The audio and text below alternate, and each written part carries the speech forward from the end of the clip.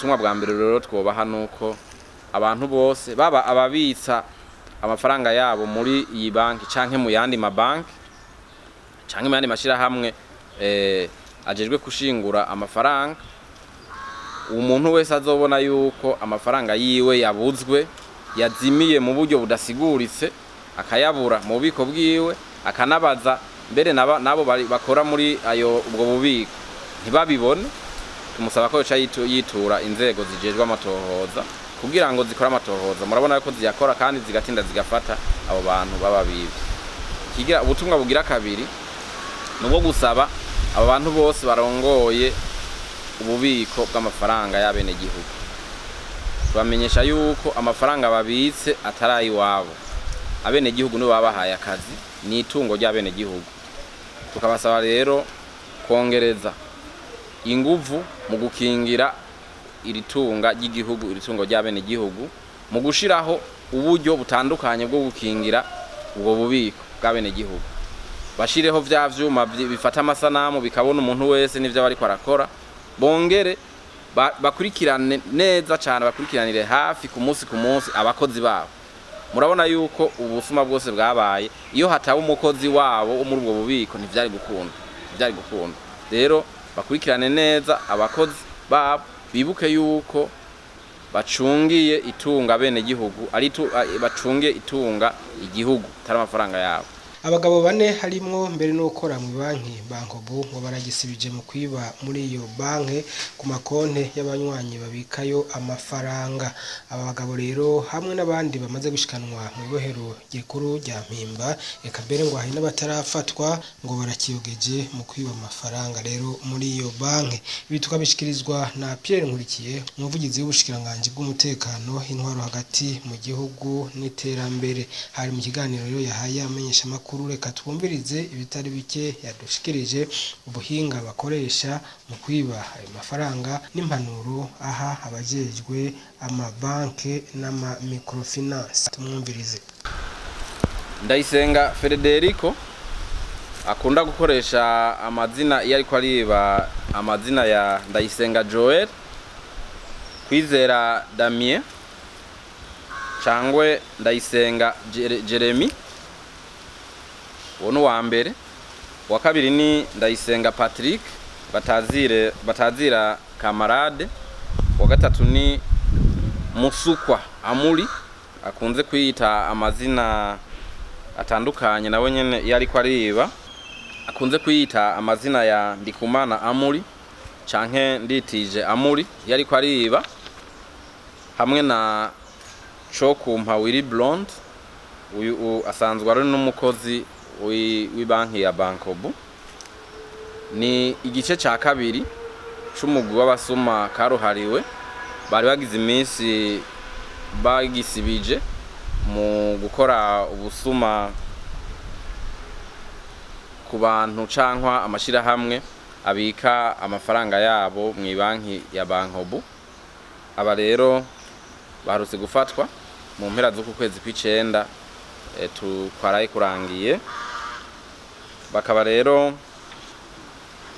bari bamaze kwiba abantu bashika kuri 4 n'ishirahamwe rimwe, bose basanzwe babika amafaranga yabo muri iyo banki Bankobu.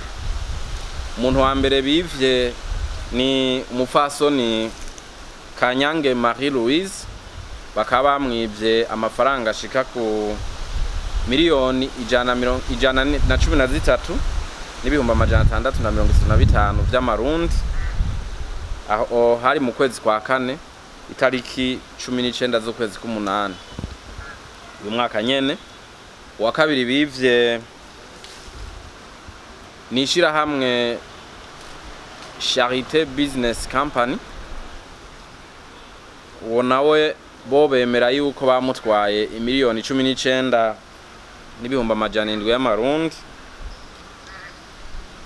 ariko amatohoza yakozwe yerekana ko ahubwo irishira hamwe baritwaye amafaranga imiliyoni 39 z'amarundi n'ibihumbi 100, baritwaye amafaranga imiliyoni 39 n'ibihumbi 600 vy'amarundi.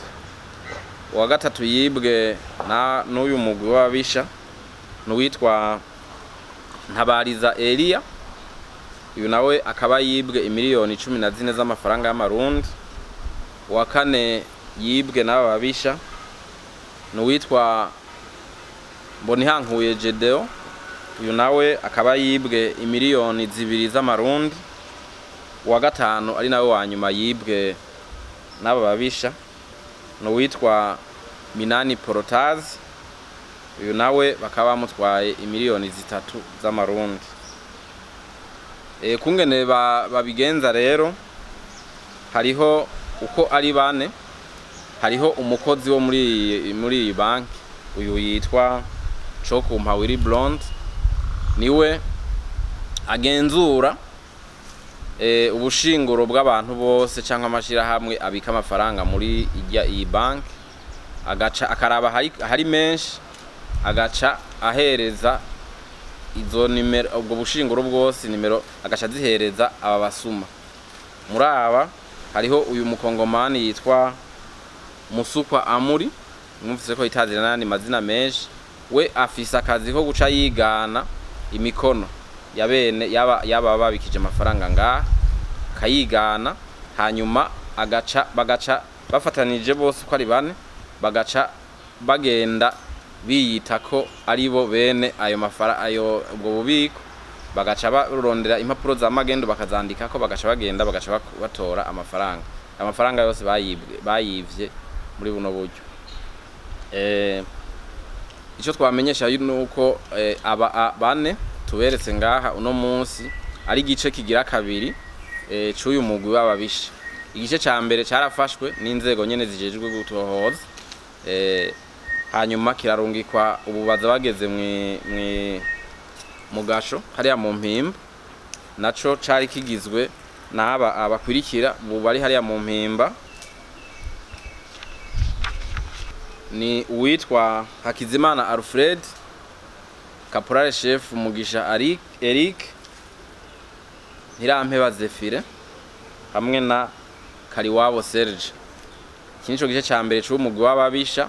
Igice ca kabiri n'abatuberetse uno munsi, hariho nabandi bakiriko bararondewe. Dufatire kuri ibi tubabwiye, twashaka dusubiye twibutse tumenyesha bene gihugu yuko inzego zijejwe kubakingira bo n'ivyabo, inzego zijejwe gutuza ababisha harimo n'aba biba ko ziri ku kivi.